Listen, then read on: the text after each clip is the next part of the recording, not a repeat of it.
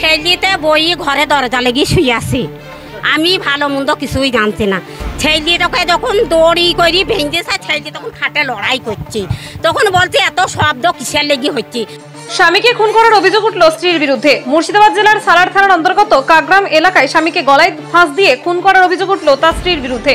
ঘটনায় ব্যাপক চাঞ্চল্য ছড়িয়ে পড়ে গোটা কাগ্রাম এলাকা জুড়ে। জানা গিয়েছে আজ দুপুরে খাদিজা বিবি এবং তার স্বামী চন্দন শেখের মধ্যে পারিবারিক অশান্তি চলছিল এবং ঠিক সেই সময় পরিস্থিতি হাতাহাতি রূপ নেয় এবং পরবর্তীকালে স্ত্রী খাদিজা বিবি তার স্বামী চন্দন শেখকে গলায় ফাঁস দিয়ে হত্যা করেছে বলে অভিযোগ এলাকাবাসীর।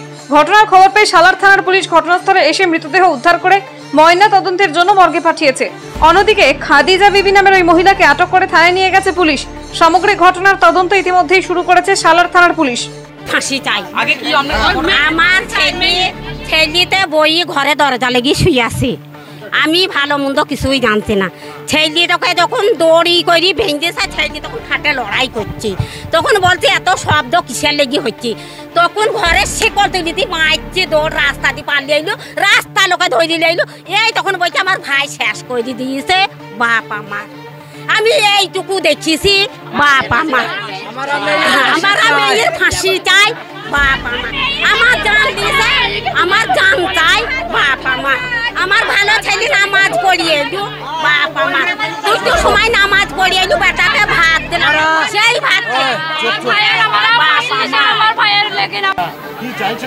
আমি চাই সালার থানার বড় বাবু, নাম শুনেছি খুব ভালো, উনির হাতে আমি তুলে দিছি। উনি যে বিচারটা করবি সেই বিচারটা আমি মানব।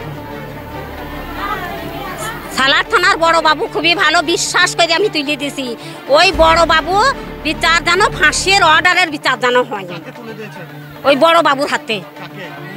মেয়েকে আমি তুলে দিছি যেন ফাঁসির মায়া ফাঁসির অর্ডার যেন হয়। নাম শুনেছি বড় বাবু, আমার না বড় বইয়ের নাম খাদিজা খাতুন। হ্যাঁ, আমার নাম হাসনা বিবি। আমি ছেলের মা চন্দন শেখ। চন্দন শেখ। আমি দুপুর 2টোর সময় বাড়ি এলাম। বাড়িতে গা পা ধুয়ে আমি ভাতটা খেলাম। খেয়ে দিয়ে একটু কাপড়টা এখানে প্যান্টটা নিতে যাচ্ছি, দেখছি দরজা লাগানো আছে ওদের দরজা।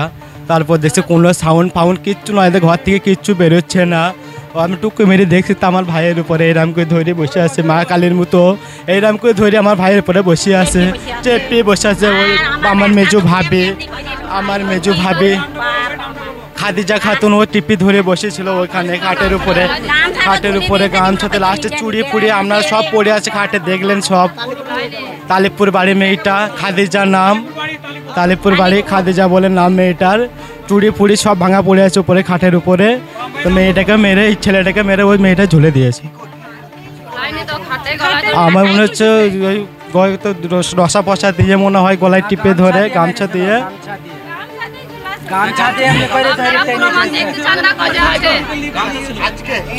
আজকে আমার নাম রঞ্জন শেখ, আমি ওর ছোট ভাই চন্দন শেখ।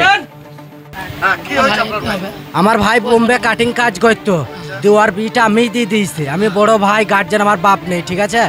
দিয়ে তালিপুরে বিটা দিয়ে দিই। এইরকম আর বিয়ের পর থেকে একের পর এক ঝামেলা হতে হতে আজকে দুপুরবেলায় হঠাৎ করে ওদের স্বামী স্ত্রী কি হয় চিল্লাচিল্লি কিচ্ছু হয়নি।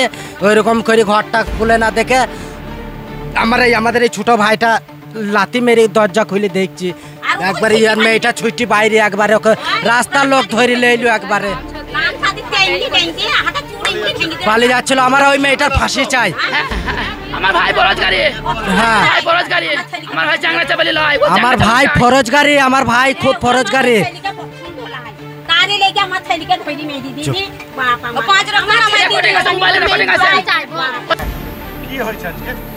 মানে আমি ঘটনা শুনলাম, আমি তখন পঞ্চায়েত ছিলাম। পঞ্চায়েতে আমাদের মেম্বার ফোন করলো, বলে চাচা এই ব্যাপার, আমাদের পাড়ার এই ছেলে মারা গেছে।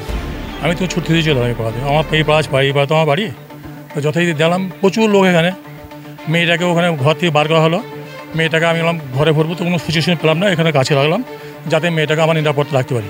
তো কিন্তু পাবলিকে আমি না রাখতাম, পাবলিকে কিন্তু বিরাট প্রবলেমে পড়িয়ে দাও।